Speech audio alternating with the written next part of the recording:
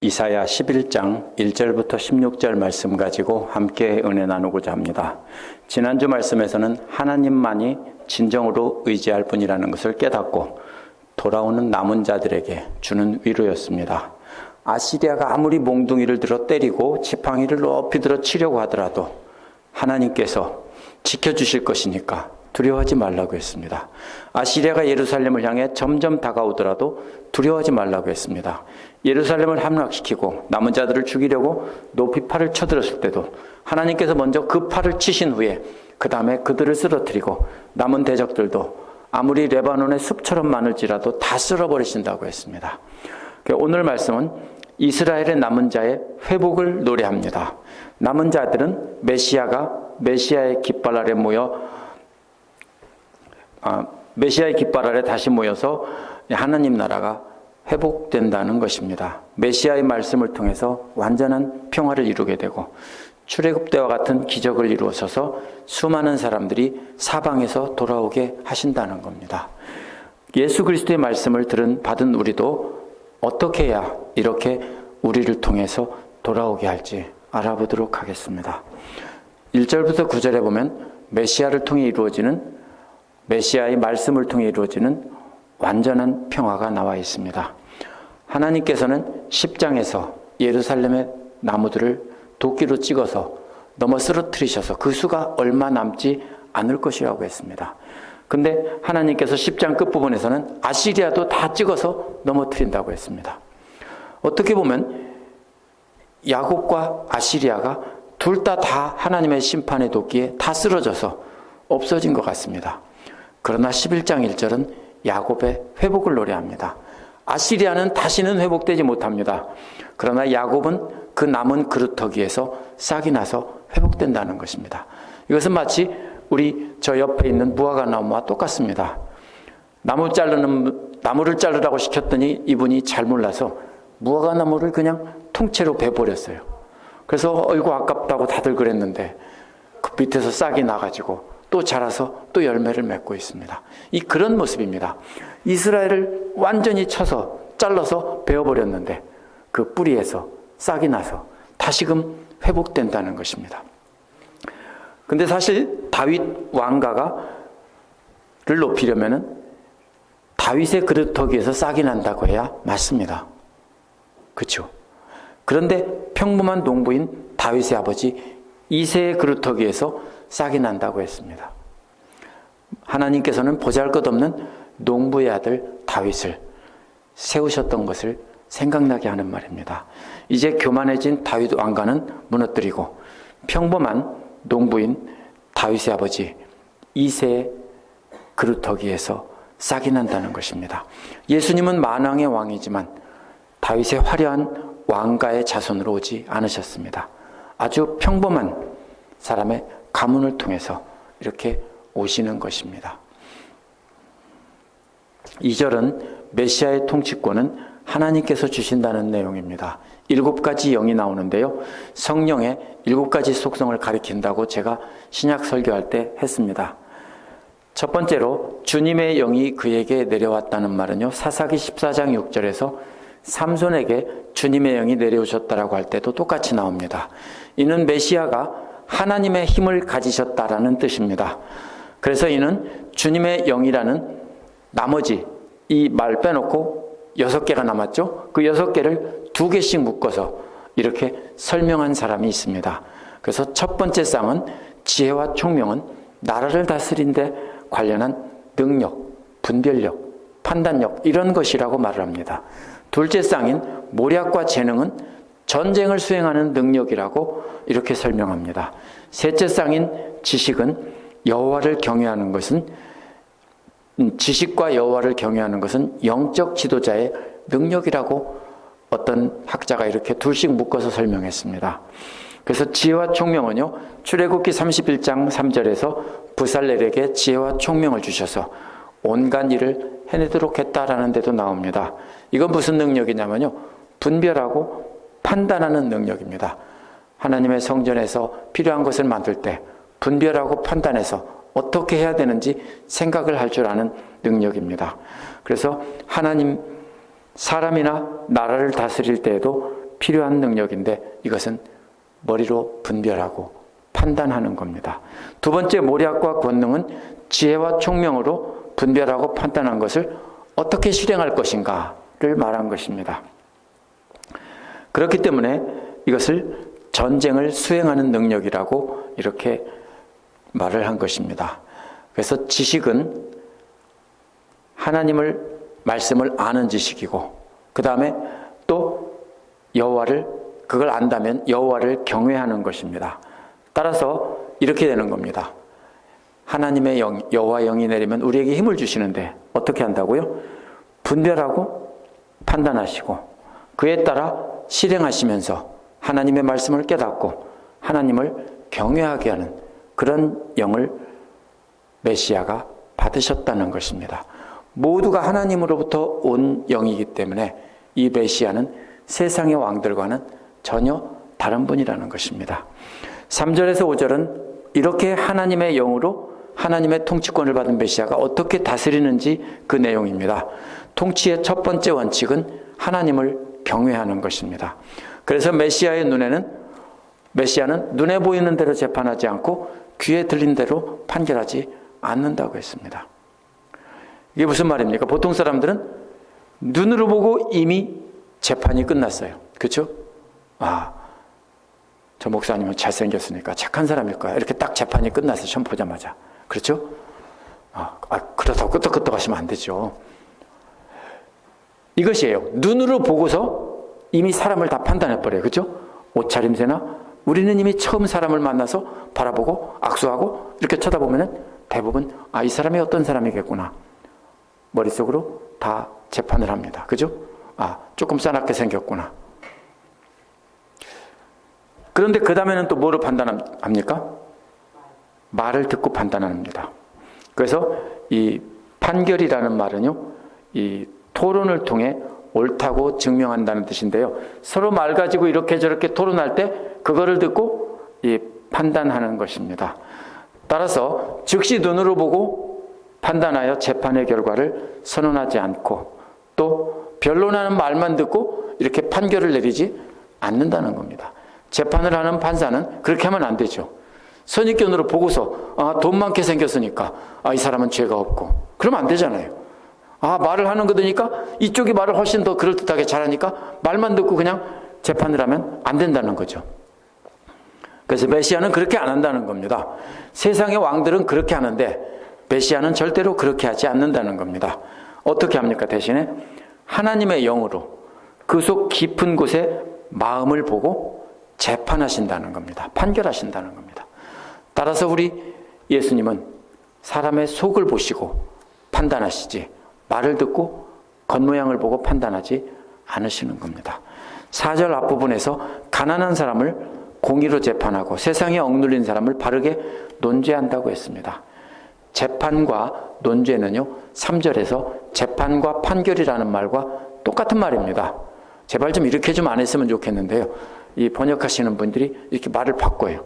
그래서 앞에서 재판과 판결이라는 말과 똑같은 말입니다.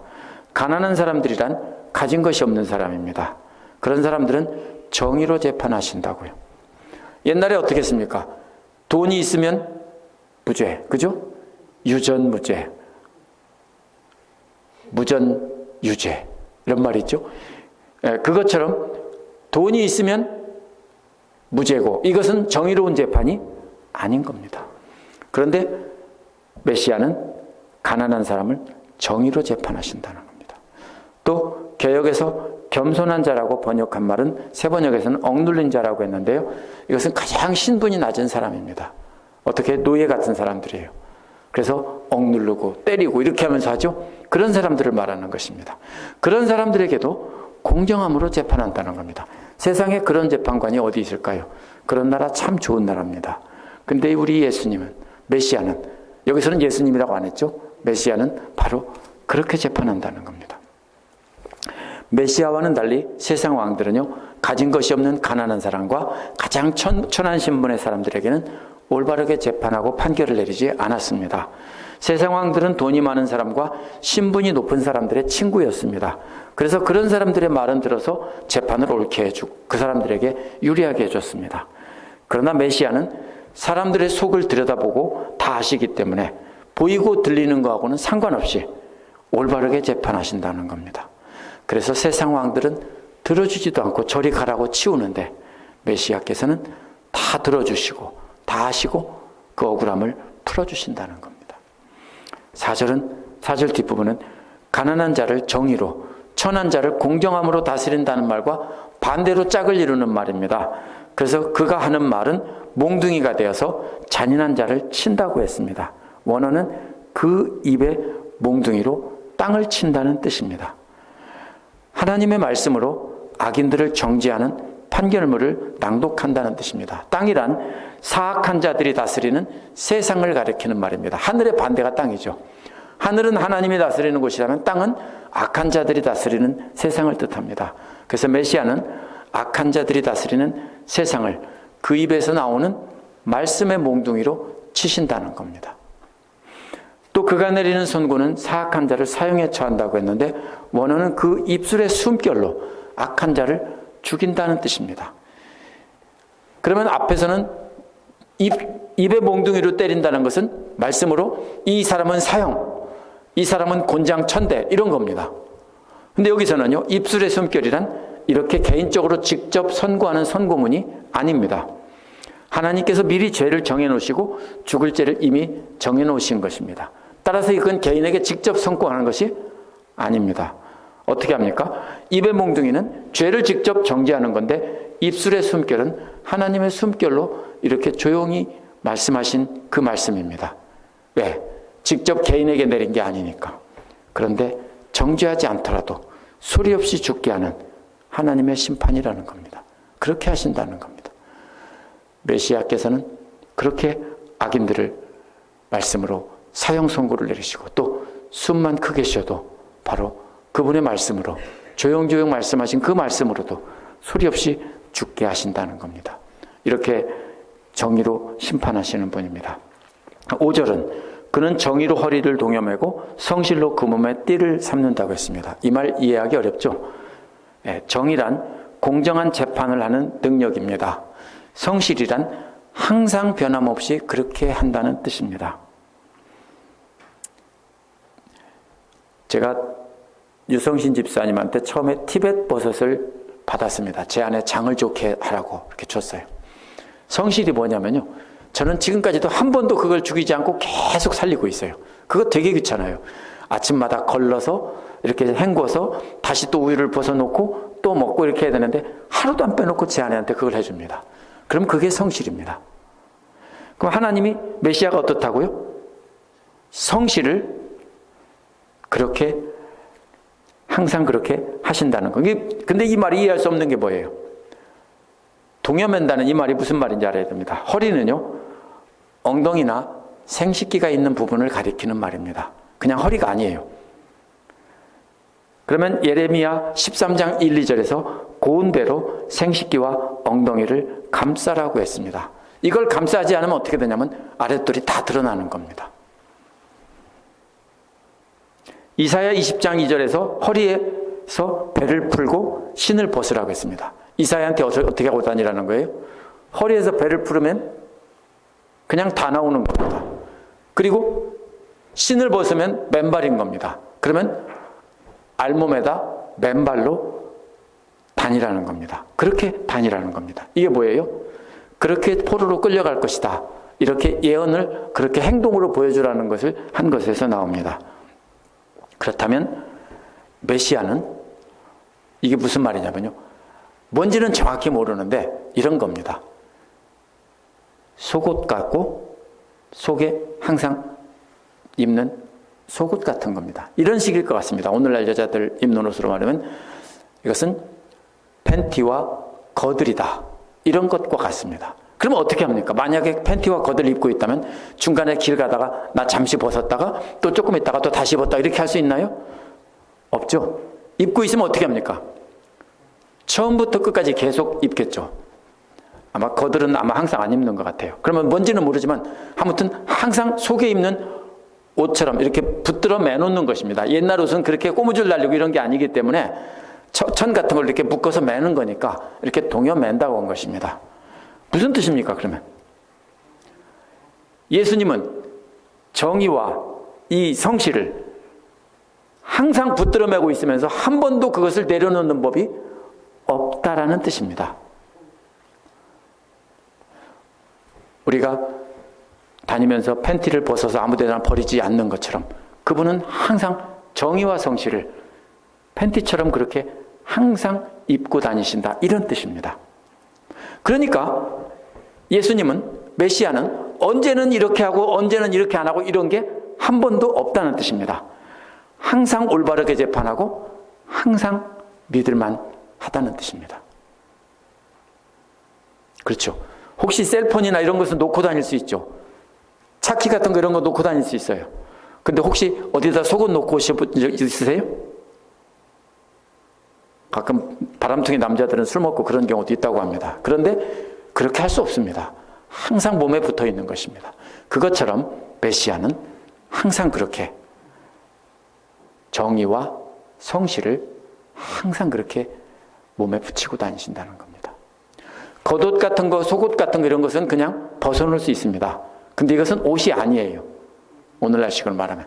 그러다 보니까 이것은 아무리 덥고 아무리 일할 때도요, 이것만큼은 벗어놓지 않는 것이니까 항상 정의와 성실로 그렇게 재판하시고 판결하신다는 겁니다. 6절에서 9절은 메시아가 오셔서 그렇게 통치하실 때 이루어지는 하나님 나라입니다. 이 부분을 해석하는 사람들은, 학자들은 세 가지로 나뉩니다. 첫 번째, 이 구절들이 글자 그대로 이루어진다고 해석하는 경우입니다. 이렇게 해석하면 사자들은 풀을 뜯어먹는 초식동물로 바뀌어야 합니다. 오늘날 기독교 근본주의자들이 이를 문자적으로 해석합니다. 둘째로, 여기에 나오는 동물들은 사람들의 여러 가지 영적인 조건과 상태를 뜻한다라고 해석합니다. 종교개혁자 칼빈이 그렇게 해석했습니다. 셋째로, 메시아가 통치할 때는 모든 위험이 사라진다고 하는 비유로 해석합니다. 이 부분도 하나의 시입니다. 그러면 히브리 시의 특성이 비유적인 표현이 많습니다. 비유를 실제로 해석하면 곤란한 것입니다. 지난주에 나온 말씀에도 뭐가 나왔습니까? 비유가 나왔죠? 나무로 비유했죠. 그래서 높이 손을 쳐들고 있는데 그것을 가지를 먼저 쳐낸다고 한 것이 팔을 자르는 거라고 했죠. 그 다음에 밑둥을 쳐내는 거라고 했고, 레바논의 숲들은 수많은 그 적군들이라고 그랬죠. 이렇게 비유로 표현한 것처럼 이것도 비유적인 표현이라고 보는 것이 옳다고 저는 강력히 주장하는 바입니다. 그럼 실제로 그날에는 사자가 풀 뜯어먹는 게 아니고 이것은 비유입니다. 그럼 무슨 비유입니까? 먼저 6절은 이리가 어린 양과 함께 산다는 말은 사납고 강한 늑대가 어린 양의 집에 나그네로 얹혀 산다, 이런 뜻입니다. 세상은 약한 자가 강한 자에게 얹혀 살면서 구박받기 마련입니다. 맞죠? 가난하고 돈 없고 노예 이런 사람들은 주인 집에 살면서 주인에게 맞아가면서 주인이 시키는 일을 하면서 사는 것이 보통입니다. 그런데 여기서 하나님 나라에서는 강한 자가 약한 자의 집에 얹혀 산다, 이런 뜻입니다. 이리가 어린 양에게 집에 얹혀 산다고요. 또 표범이 새끼 염소와 함께 누워 있다는 겁니다. 우리 집 길냥이, 깜순이 새끼 알로기와 달로기가 항상 한 통 속에 누워서 함께 이렇게 잘 때가 전에 많았어요. 지금은 크니까 그렇게 안 해요. 어릴 때는 그랬어요. 그럼 그 모습과도 같습니다. 서로 팔을 베고 서로 다리를 베고 함께 잡니다. 그런 모습이에요. 누구와 누가? 표범과 새끼 염소가 그렇게 하고 잔다고요. 그럼 그림이 그려지죠. 그런 법이 어디 있어요? 이건 비유입니다. 강한 자가 약한 자를 해치지 않고 친밀하게 함께 지내는 비유입니다. 송아지와 새끼 사자와 살찐 짐승이 함께 지낸다는 겁니다. 어린아이들이 목동이 돼서 이끌고 다닌다는 겁니다. 사자도 어린아이가 이끄는 대로 따라온대요. 실제로 그렇게 된다는 것이 아니라 강한 자가 약한 자들과 함께 지내면서 그 나라에서는, 하나님 나라에서는 이렇게 강한 자 약한 자 이런 것 없이 서로가 이렇게 평화롭게 지낸다라는 것을 비유적으로 이렇게 시적으로 표현한 것이라고 이렇게 해석해야 옳습니다. 7절은 암소와 곰이 함께 풀을 뜯고 그 새끼들이 함께 눕는다고 했습니다. 6절에서 새끼 사자가 풀 뜯는다고 했는데 이번에는 어미 사자도 소처럼 풀 뜯는다는 겁니다. 또 강한 자가 약한 자를 해쳐서 잘 먹고 잘 사는 것이 세상입니다. 그런데 가난한 자들과 함께 가난한 음식을 먹고 함께 사는 모습을 비유적으로 나타낸 것입니다. 그 나라에서는 사자 같은 사람들도 가난한 사람들이 먹는 풀 같은 것을 뜯어먹고 그렇게 산다는 것입니다. 또 8절은 젖 먹는 아이가 코브라 구멍에 손을 넣고 장난쳐도 물지 않는다는 겁니다. 이는 아무도 서로 해치지 않고 완벽한 평화가 이루어진다는 것입니다. 이 내용을 보면 참 너무나 아름다운 그림이죠. 그래서 이것이 말하는 것은 이 시의 비유는 이거는 비유입니다. 문자적으로 이루어지는 것이 아니라 비유라는 것이 구절을 보면 분명해집니다. 문자적으로 해석하는 사람들은요, 구절의 주어를 동물이라고 합니다. 동물들이 하나님의 거룩한 산에서는 서로 해치지 않게 된다는 것입니다. 하지만 이것은 앞 구절에서 말한 메시아의 통치와 메시아의 통치 이루어질 평화를 동물의 그림으로 나타낸 뒤에 결론을 내린 것이라고 보는 것이 맞습니다. 어떻게 한다고요? 구절은 보면 나의 거룩한 산 모든 곳에서는 어느 사람도 동물이 아니라 해치거나 파괴하는 일이 없다. 앞에서 비유로 말한 이것을 이렇게 말한 것입니다. 메시아를 통해 이루어지는 하나님 나라에서는 아무도 서로 해치고 파괴하지 않습니다. 그런데 지금 우리가 사는 이 땅은 어떤 곳입니까? 메시아가 통치하는 나라가 아닙니다. 그러다 보니까 세상은 자기 이익만 생각하기 때문에 서로를 해치고 파괴하고 남을 속여서 빼앗고, 그렇죠? 관광지에 가서 잘못하면 다 털어가고, 그렇죠? 이렇게 하죠. 어떤 사람들은 심지어는 사람까지 잡아다가 팔아먹고 이렇게도 합니다. 미국에도 있나 봐요. 휴먼 트래피킹 하면 안 된다고 화장실 같은 데 써 있어요. 신고하라고 그러면 써 있어요. 미국에도 있는 것 같아요. 그러나 그 나라에서는 서로가 종이 돼서 섬기고 원수까지도 사랑하기 때문에 이런 이기적인 마음으로 상대를 해치는 일은 사라진다는 뜻입니다. 지금 이 땅에서는 짐승과 같은 탐욕으로 사는 사람이 많지만 하나님 나라에서는 모두가 다 하나님의 성품을 갖고 살아가게 된다는 것입니다. 그렇게 되는 이유가 그 다음에 나오는데 물이 바다를 채우듯이 주님을 아는 지식이 땅에 가득하기 때문이다라고 했습니다. 하나님의 말씀이 마치 뭐와 같다고요? 물이 바다를 채운 것처럼 온 세상에 가득 차게 된다는 겁니다. 언제? 그날이 되면. 한번 생각해 보셨어요? 바닷물이 온 세상을 다 덮었어요. 그럼 숨 쉬어도 바닷물이 들어오고 숨을 내쉬어도 바닷물이 나가겠죠? 그러면 맞아요. 바닷물이 공기처럼 있다는 거예요. 그러면 그렇게 하나님 말씀에 잠겨서 산다는 것입니다. 숨을 들이셔도 말씀이 들어오고 숨을 내셔도 말씀이 나가고 먹으려고 해도 말씀이 들어오고 뱉어도 말씀이 나갑니다. 토해도 말씀이 나갑니다. 하나님 말씀에 완전히 잠겨 살기 때문에 세상 모든 사람들이 하나님의 성품을 담는다는 것입니다. 그 나라가 바로 메시아가 통치하는 나라입니다. 따라서 하나님의 나라는 모든 사람들이 하나님 말씀을 먹고 마시고 그 말씀으로 숨쉬며 살아가는 거룩한 공동체입니다. 만약 우리 교회 성도들이 모두 그렇게 말씀을 먹고 마시고 숨쉬듯 살아간다면 우리 교회에서도 서로 시기하고 다투고 질투하고 해치고 낱말하고 마음 상처주고 욕하고 이런 일이 없을 것입니다. 소리치고 화내고 우리 교회에서도 서로 시기하고 그렇게 하는 일이 다 사라질 것이고 오늘 말씀에 나타난 것처럼 사자와 어린 양이 또 어린아이가 독사구리에 손 넣는 것처럼 아무도 해치지 않는 교회가 될 것입니다. 물론 장차 하나님 나라에 갈 때 그날 이루어져야 될 일을 말하고 있지만 교회는 하나님 나라의 모형이기 때문에 교회 안에서 먼저 그렇게 이루어져야 합니다.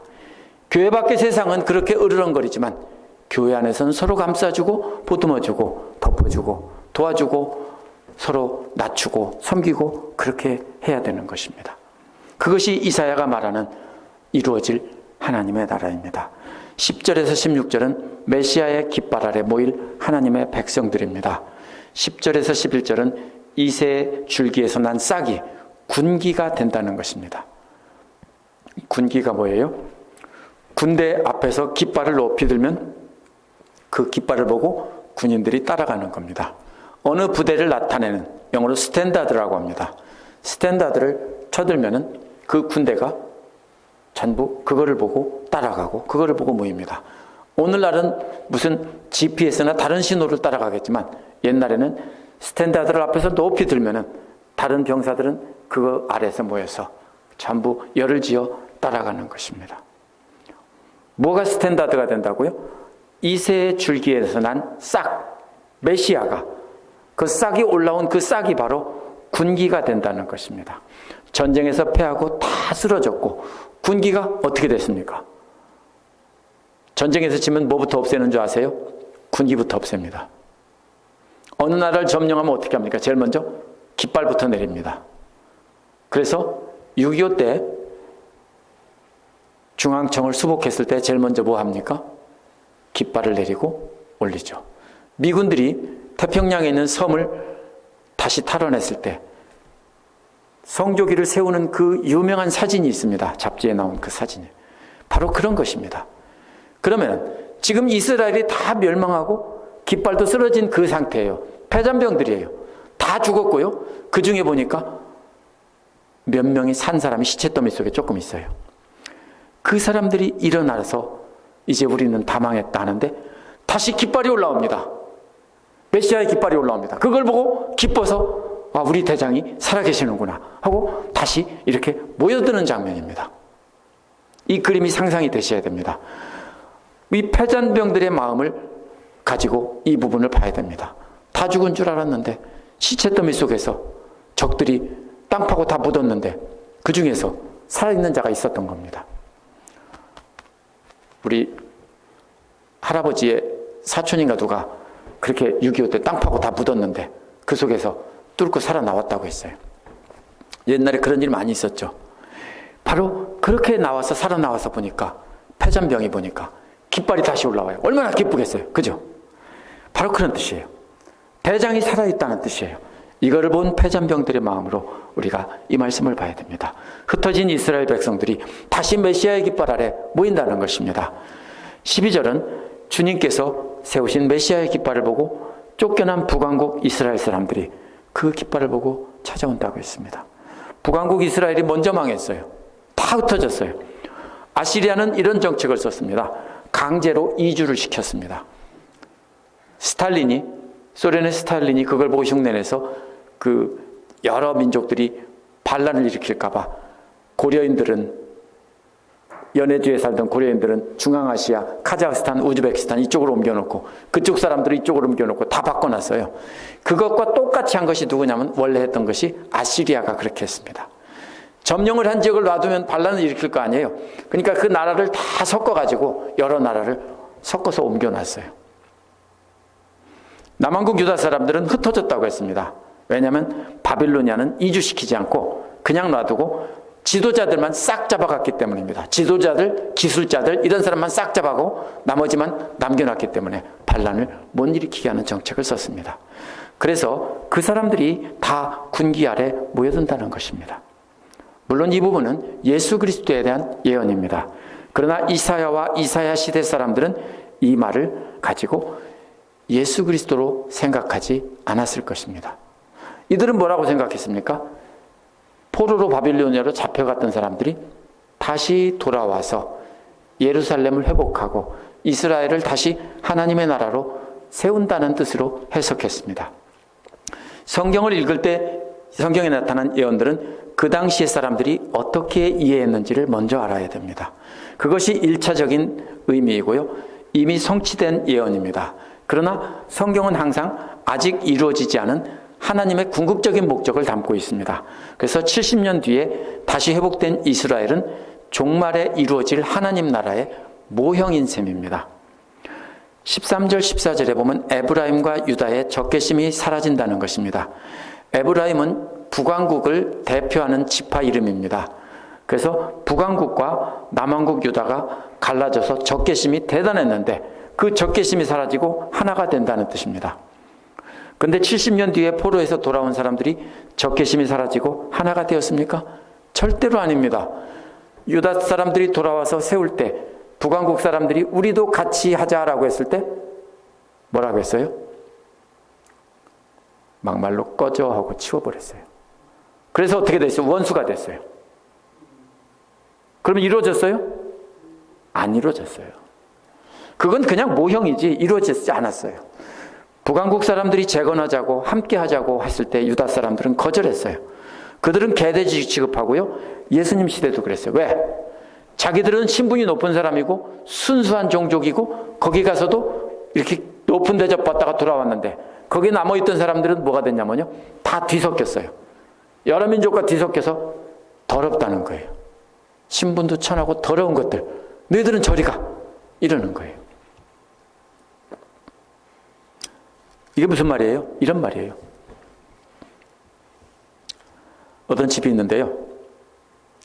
강도가 들어와서 가장을 잡아가고 큰아들을 잡아가고 이렇게 잡아갔는데 나머지 가족들은 죽이거나 아니면은 노예로 삼고 강간하고 다 이렇게 해놨어요.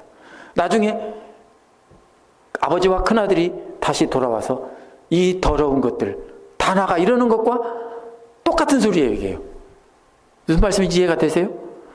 그렇게 해서 이들은요 자기들이 괜찮은 사람들이고 신분이 높은 사람들이니까 거기에 남아있던 사람들은 섞였다고 더럽다고 다 내쫓았어요. 그러면 70년 뒤에 이 예루살렘은 회복된 이스라엘이 예루살렘이 아닙니다. 메시아의 깃발 아래 하나가 되려면 이스라엘이 서쪽 해안에 블레셋을 공격하고 동쪽 남쪽까지 다 점령해서 다윗 시대 같은 강력한 나라가 된다는 뜻인데 먼저 이루어져야 될 것이 북쪽과 남쪽이 하나가 돼서 화해가 이루어져야 되는 것입니다. 이것을 문자적으로 해석하는 사람들은 오늘날 이스라엘이 그곳에 그래서 재건하고 그곳에서 이스라엘이 강한 나라가 돼서 주변 나라 다 정복하는 걸 보고 이제 하나님 나라가 멀지 않았다. 이스라엘이 어떻게 생겼습니까? 지금 이스라엘은 옛날에 그 이스라엘이 아닙니다. 누가 만들었어요? 미국에 있는 유대인들이 만들었습니다. 그렇죠? 돈 많고 이런 유대인들이 정치가들을 선동해가지고서 그 자리에다가 들어가서 거기 2000년 동안 살고 있던 사람들이 이미 있었어요. 그 사람들을 몰아내고 거기다 나라를 세우고 그 사람들이 내 땅 돌려달라고 하니까 이 사람들은 계속 막대한 돈을 가지고서 강력한 나라를 세우고 그 사람들 다 죽이죠. 지금 베들레헴에 가면요. 원래 살던 2000년 동안 살던 사람들이 살아요. 근데요. 그 베들레헴에 있는 선교사가 얘기하는데요. 베들레헴에서 예루살렘 쪽으로 총을 한 방 쏘면요. 그쪽에서는 탱크나 비행기가 날아와서 쑥대밭을 만들어버린대요. 그게 하나님의 공의예요? 이렇게 하고 있는 것을 그걸 가지고 문자적으로 이렇게 해서 그것이 바로 지금 성경에 나온 이사야의 말한 메시아 왕국이다. 그래서 모든 사람이 다 돌아와서 이스라엘이 그렇게 완전히 회복되면 그때는 메시아가 올 것이다. 아니에요. 성경을 자꾸 문자적으로 해석하니까 그래요. 이미 다 끝났어요. 성경에서 남은 자는 어떤 거냐면요. 똑같은 게 아니에요. 한번 보세요. 야곱의 아들이 있었어요. 그죠? 둘 다 이스라엘이에요? 아니에요. 하나는 기고 하나는 아니에요. 그 다음에 내려가면서 계속 그렇게 돼요. 하나님께서는 거룩한 자를 남기고 나머지는 버리시는 거예요. 그게 바로 성경에 나온 이사야에 나온 남은 자예요. 제가 김은 자, 박은 자 이렇게 했더니 집사님이 댓글 달아놓으셨는데 그게 바로 이사야의 남은 자예요. 남씨가 드물기 때문에 남은 자인지도 몰라요. 그러니까 이걸 가지고서 문자적으로 이스라엘이 그 이스라엘이 지금 이스라엘이라고 하면 안 되는 거예요. 그래서 15절 16절은요. 이집트의 바다와 큰 물구비와 유프라테스 강을 말리신다고 했어요. 이게 가능해요? 유프라테스 강은 세계에서 가장 큰 강 중에 하나 강이에요. 또요. 바닷물이 말라요? 안 말라요. 근데 언제 그렇게 말랐어요? 이스라엘 백성들이 홍해를 걸을 때 하나님께서 바다를 말리시고 맨 땅처럼 건너가게 하셨어요. 그것처럼 바로 유프라테스 강을 말리셔서 다시 신발 신고 거기로 건너오게 하신다는 거예요. 기적이에요. 그래서 16절에서는 그날의 남은 백성들을 위해서 아수르에서 돌아오는 대로가 있게 하신다고 했어요. 대로가 뭐냐면 하이웨이예요. 오늘날처럼 자동차가 다니는 하이웨이가 아니고 마차가 다니고 사람이 걸어 다니는 하이웨이예요. 이렇게 고속도로를 만드신다는 거예요.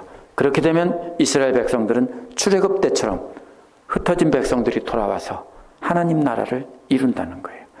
이것은 온 세계의 백성들이, 주님의 백성들이 하나님께로 돌아온다는 뜻이에요.